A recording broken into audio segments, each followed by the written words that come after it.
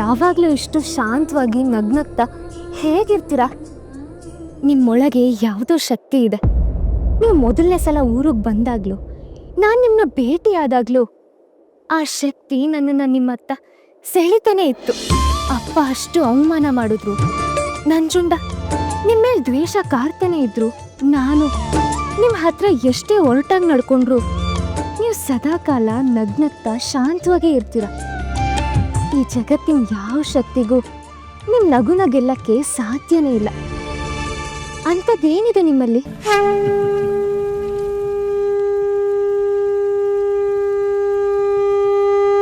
ಆ ಶಕ್ತಿ ನನ್ನಲ್ಲಿ ಮಾತ್ರ ಅಲ್ಲ, ನಿನ್ನಲ್ಲೂ ಇದೆ, ಪ್ರತಿಯೊಬ್ಬರಲ್ಲೂ ಇದೆ. ಅದನ್ನು ನಾವು ಗುರುತಿಸ್ಬೇಕು ಅಷ್ಟೆ. ಕಷ್ಟದಲ್ಲಿ, ದುಃಖದಲ್ಲಿ, ನೋವಲ್ಲಿದ್ದಾಗ ನಮ್ಮ ಪ್ರತಿಕ್ರಿಯೆ ಹೇಗಿರಬೇಕು ಅನ್ನೋದನ್ನು ಅರ್ಥ ಮಾಡ್ಕೋಬೇಕು. ಯೋಚನೆ ಮಾಡದೆ ಯಾವ ಕೆಲಸನೂ ಮಾಡಬಾರ್ದು. ನಿನ್ನೊಳಗಡೆ ಎಷ್ಟು ಶಕ್ತಿ ಇದೆ ಅನ್ನೋದು ನಿನಗಿನ್ನೂ ಗೊತ್ತಿಲ್ಲ. ಅದನ್ನ ಗುರ್ತಿಸೋದು ಹೇಗಂತ ಹೇಳಿಕೊಡಿ ನನಗೆ. ನಾನು ನಿಮ್ಮ ಹಾಗೆ ಧೈರ್ಯವಾಗಿರ್ತೀನಿ. ಕಷ್ಟ ಬಂದಾಗ ಅಳಲ್ಲ. ಎಲ್ಲದಕ್ಕಿಂತ ಹೆಚ್ಚಾಗಿ ನೀವು ನನ್ನ ಕೋಣೆ ಒಳಗೆ ಹೇಗೆ ಬರ್ತೀರಾ ಹೇಳ್ಕೊಡಿ. ಆ ವಿದ್ಯೆ ಕಲಿತು ನಾನು ಇಲ್ಲಿಂದ ಹೊರಗೆ ಬರ್ತೀನಿ. ಇಲ್ಲಿಂದ ನೀನು ಒಬ್ಬಳೇ ಹೋಗಲ್ಲ ಅಂಬ, ನಿನ್ನ ಜೊತೆ ನಾನು ಇರ್ತೀನಿ. ನನ್ನ ಕೈಯಲ್ಲಿ ನಿನ್ನ ಕೈ ಇರುತ್ತೆ, ನಿನ್ನ ಹೆಜ್ಜೆ ಮೇಲೆ ನನ್ನ ಹೆಜ್ಜೆ ಇರುತ್ತೆ. ಆದರೆ ನೀನೀಗ ಸ್ವಲ್ಪ ಕಾಯಲೇಬೇಕು. ನಿನಗೆ ನನಗಿಂತ ಹೆಚ್ಚು ತಾಳ್ಮೆ ಇದೆ.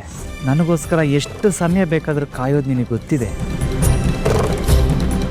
ಈಗ ನಾನು ಹೋಗ್ತೀನಿ, ಮತ್ತೆ ಬರ್ತೀನಿ. ಅಲ್ಲಿವರೆಗೂ ನಿನ್ನ ಜೊತೆ ಇರೋದಕ್ಕೆ ಇದು ಬರ್ತೀನಿ.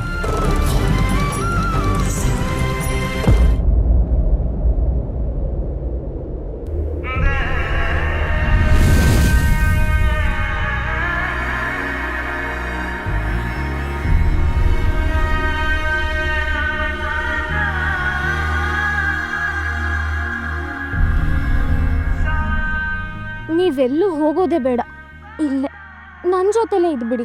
ಒಂದು ಕ್ಷಣನೂ ನಿನ್ನ ಬಿಟ್ಟಿರೋಕ್ಕಾಗಲ್ಲ ಅಂತ ನನಗೂ ಅನಿಸುತ್ತೆ ಅಂಬ. ನಾವಿಬ್ಬರು ಒಂದಾಗೋ ದಿನ ಬಂದೇ ಬರುತ್ತೆ. ಆದರೆ ಅಲ್ಲಿವರೆಗೂ ನಾವು ಕಾಯಲೇಬೇಕು. ಹೊರಗಡೆಗಿಂತ ನೀನು ಇಲ್ಲೇ ಕ್ಷೇಮವಾಗಿದ್ದೀಯಾ. ಸಮಯ ಬಂದಾಗ ನಾನೇ ಬಂದು ಕರ್ಕೊಂಡು ಹೋಗ್ತೀನಿ. ಇಲ್ಲ, ಇಲ್ಲಿ ನಾನು ಹೇಗೆ ಕ್ಷೇಮವಾಗಿರ್ತೀನಿ? ಬಂಧನ ಇದು ಮಹೇಶ್ವರ. ನಾನಿಲ್ಲಿ ಸ್ವತಂತ್ರವಾಗಿಲ್ಲ. ಇಲ್ಲಿ ಯಾರೂ ಸ್ವತಂತ್ರ ಅಲ್ಲ ಅಂಬ.